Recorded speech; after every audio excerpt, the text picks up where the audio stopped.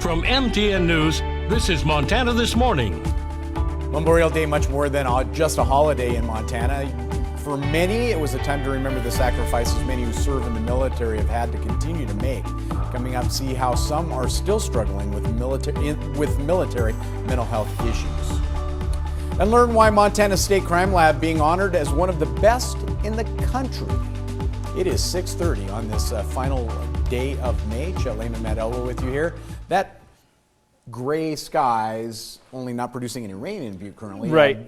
Kind of our pattern for the last Yeah, it days. really has been. And in many cases, it's welcome. We may not for sure. enjoy that for No, Memorial for Day, sure. but man, we need that moisture. And those cooler temps, there's nothing Yeah. wrong with that. And I am going to talk a little bit about the amount that we picked up over the last 3 days coming up in just a few minutes. Temperatures this morning, uniform, 30s and 40s for most of the area. Took a nice jump in temperatures out toward West Yellowstone, now sitting at 39 degrees.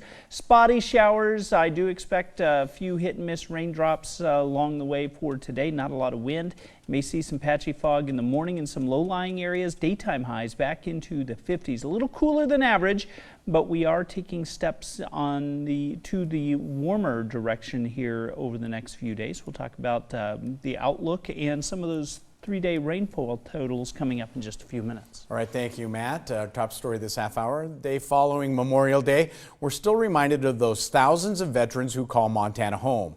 Statistics from the Montana Veterans Affairs shows more than 90,000 veterans were Big Sky residents, Big Sky state residents as of September 2018. A year prior, a report from the Montana VA showed our state has one of the highest per capita veteran populations in the U.S. It means about 1 in 10 residents are veterans. But as we remember the fallen, we also remember the veterans who fought another battle here at home. 10's Hannah Hislop explains. Memorial Day is a day that honors the fallen, but it goes beyond that to veterans advocating to remember their comrades who have fallen to invisible wounds. The struggle is very real.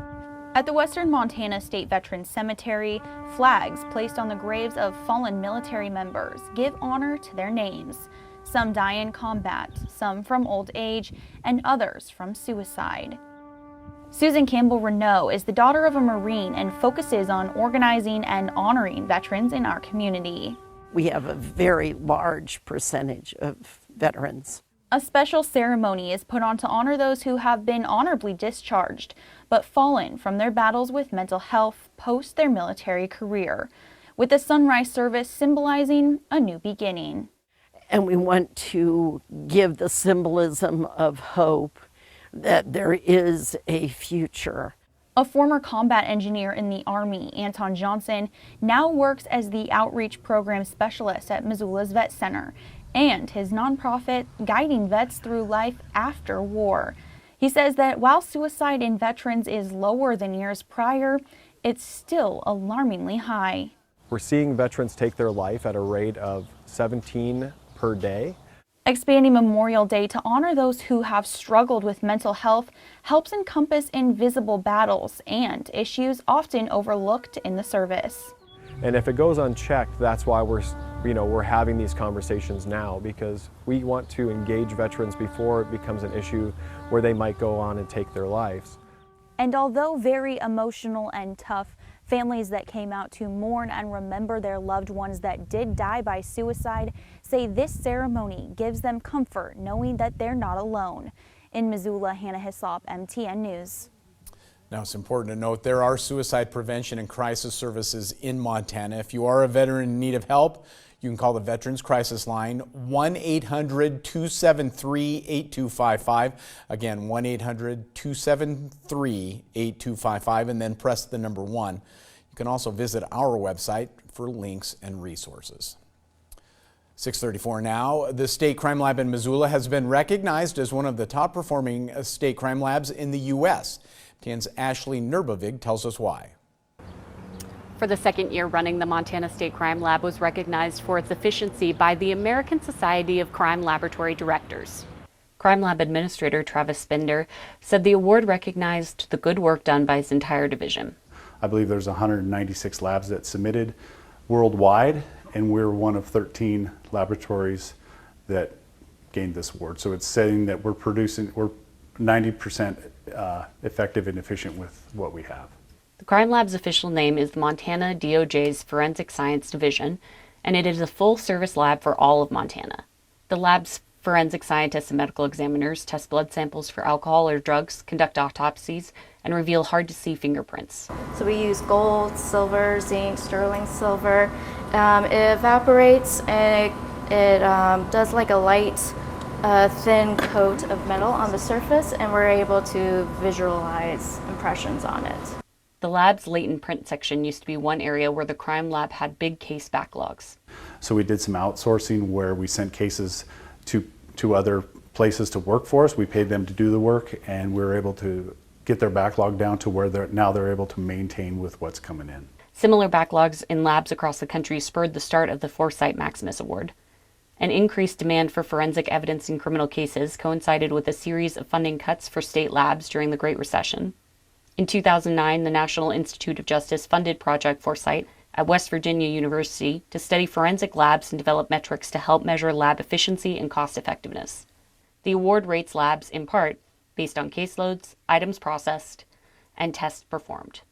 Not all forensic science processes are infallible.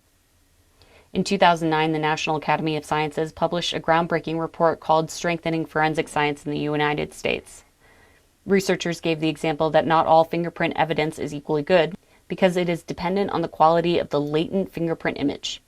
The report read, "The simple reality is that interpretation of forensic evidence is not always based on scientific studies to determine its validity." Since that report, groups such as the Organization of Scientific Area Committees for Forensic Science formed to create best practices and other guidance to help ensure forensic analysis results are reliable and reproducible. The Montana State Crime Lab provides training for its scientists to keep them up on the latest areas of research. Make sure that we're following their guidelines, stay up to date with our accreditation to make sure we're doing the right thing. In Missoula, Ashley Nurbovig, MTN News. All right, 6:37. Most COVID-19 restrictions and rules have lifted across Europe, and travel there is starting to look a lot like it did before the pandemic. That means it's time to think about how best to deal with the crowds you're planning a big trip. CBS's Wendy Gillette has some tips as well as a few ways to splurge this summer from Vienna, Austria. Travel from the U.S. to Europe could soar as much as 600% compared to last year, according to recent data from Allianz Partners. The exciting thing for me is the energy is back in Europe. European travel expert Rick Steves just returned from a 45-day research tour of the continent. It's just going to be busy. For the first time in my career, I've been recommending you need to make reservations for restaurant dinners. He also advises figuring out which museums require advance reservations, determining when cruise ships will be docked to avoid places when they're crowded with passengers, and visiting secondary cities. I mean, everybody goes to the first cities. Edinburgh, why not Glasgow?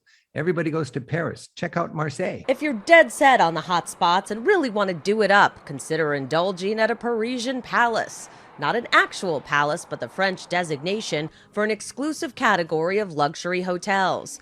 Hotel Lutetia is the most recent of 12 Paris properties on the list. So it's better than a 5-star hotel. The Four Seasons George Cinq made the cut. The brand, which also just opened the San Domenico Palace in Taormina, Italy, in a 14th century convent, has created one of the most famous hotels in the world, thanks to its Michelin-starred restaurants and lavish flower displays. The flowers that change, every 6-7 weeks. We change the color schemes. We have florists on site too. You can also stay in a real palace and have the whole place to yourself.